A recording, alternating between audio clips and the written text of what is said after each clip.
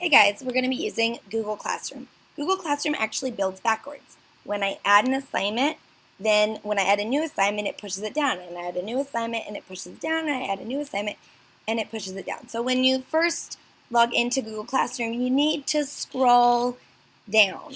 And so what we try to do is to put an assignment each week that lists the Google Classroom assignments for the week. So you're going to go look for that. So whatever week you're in, you're going to look for the assignment that is that week's agenda, and then it should give you a list of the stuff that you're focusing on for that week. Then we make an individual assignment for each of those assignments that will give you more details and an opportunity to turn it in or mark it as done. They're both really the same thing. It's a blue button for you to select. Now there's two assignments that you probably don't want to turn in and mark as done, and you can, and there's some tricks to that. But Google Classroom has this weird thing that if you turn in a document, you lose editing rights. So if you hit turn in, you can no longer edit it. Now it's always okay for you to unsubmit and get your editing rights back. But Google Classroom is different than any other platform.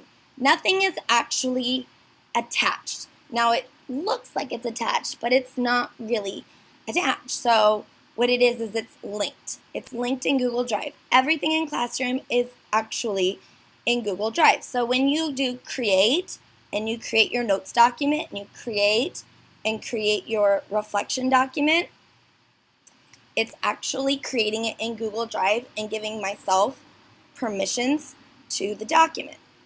Okay, well that's cool. So I have it the second you hit create, I have access to it. It gives me permission to your document. You don't have to turn it in. You don't have to mark it as done for me to have access to it. I can see it.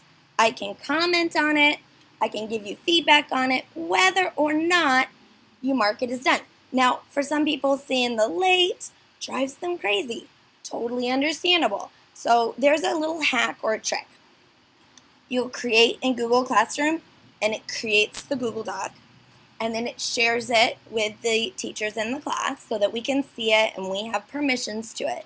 But it's not attached. It is linked. So if you take the X in Google Classroom and you're like, and it's not in Google Classroom, that's all it does is removes it from Google Classroom. But it's still in Google Drive and I still have access to it.